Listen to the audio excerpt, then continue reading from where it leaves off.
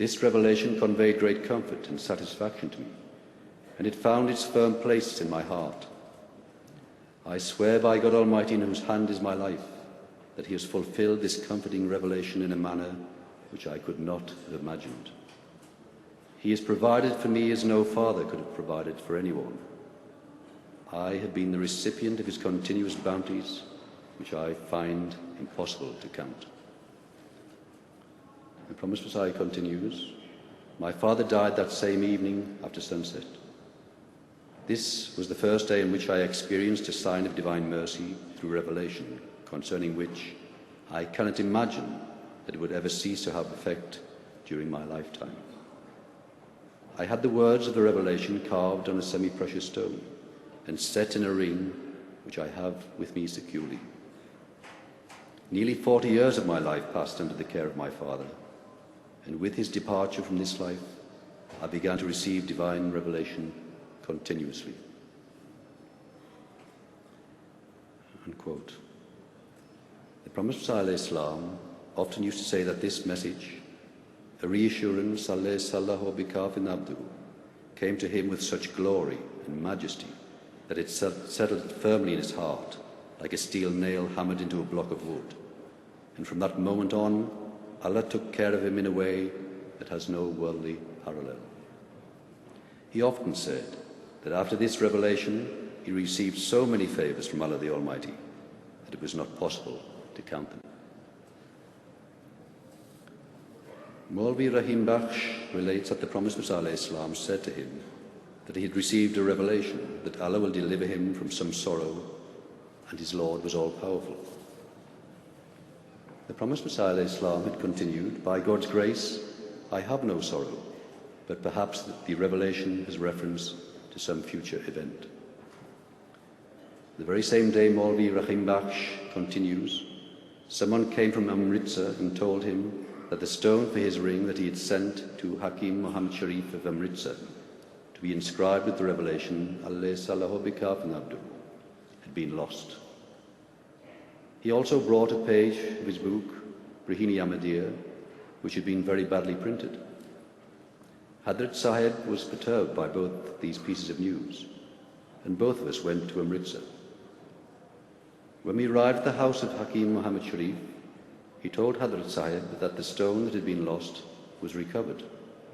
And when we went to the printing press, we found that printing of Brihini Ahmadiyyah was proceeding satisfactorily. Thereupon Hadhrat Sahib observed, God Almighty had reassured me in advance that He would deliver me from sorrow. This was the sorrow. At Masjid-i-Aqsa in Qadiani on the day of Eid al-Adha, that is the 13th of April 1900, the Promised Messiah Islam was divinely directed to deliver a sermon in the Arabic language. He requested Hadhrat Maulvi Nuruddin and Hadhrat Abdul Karim to sit near him and directed them to write down what he was going to say. Hadhrat Bhai Abdur Rahman says, when the Promised Messiah Islam took his seat on the chair and started to lecture, it seemed as if he had been transported to the other world. His eyes remained closed and his blessed face seemed luminous, as if divine light, having enveloped it, had illuminated and made it lustrous. At that time one could not gaze at his face. His forehead radiated bright rays of light that dazzled the eyes of those who looked at it. For more than 1 hour, the Promised Messiah Islam delivered the sermon, which made a deep impression on all who were very fortunate to be present at the time. The main topic of this sermon was the philosophy of sacrifice. This sermon, Ilamia, is a unique example of the mastery of the Arabic language bestowed upon the Promised Messiah, Islam, by the divine grace of God. Maulvi Abdul Karim Sahib delivered an Urdu translation of the gist of this sermon, and during this translation, the Promised Messiah Islam, overtaken by God's mercy, fell into prostration in gratitude for this great blessing, and the whole of the congregation followed his example. After prostration, the Promised Messiah Islam mentioned that he had just seen the word Mubarak, congratulations, spelt out in scarlet letters in front of him. Also regarding this miraculous speech, the promised Messiah ﷺ said, "Subhanallah, at that time a hidden fountain was gushing out. I do not know whether it was I who was speaking or some angel was speaking through my tongue, for I knew that I had no share in this speech. Self-made sentences came out of my mouth, and every sentence was assigned to me. It is an intellectual miracle shown by God, and none can present the like of it." Unquote. Hadhrat Khalifatul Masih II relates, in 1907 the promised Messiah ﷺ suffered from a severe cough, and while he was in this condition, a friend from outside brought some fruit for him as a present. The friend said, "I put the fruit before him. He looked at it and said, 'Say to him, may Allah reward you.' Then he took up a banana and asked me how this would affect his cough. I answered, 'It is not good.' He smiled and peeled the banana and began to eat it. I submitted, 'You have a severe cough and this is not good for cough.' He smiled again and continued to eat.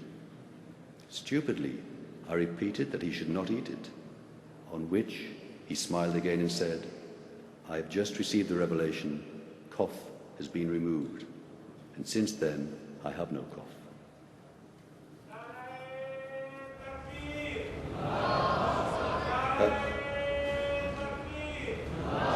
Hadhrat Maulvi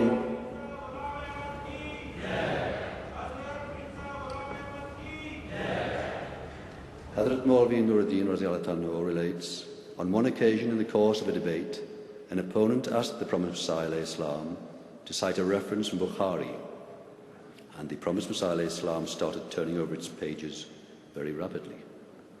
Then he stopped at one place and said, "Here is the reference." Everyone was surprised, and someone inquired from Hadhrat Sahib how he had found the reference so quickly.